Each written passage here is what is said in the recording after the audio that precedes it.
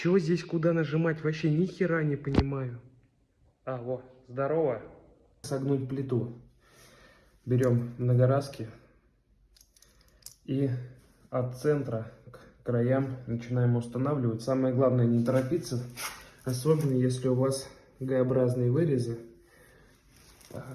Сильно не тянуть и постепенно. И в принципе можно выпрямить все.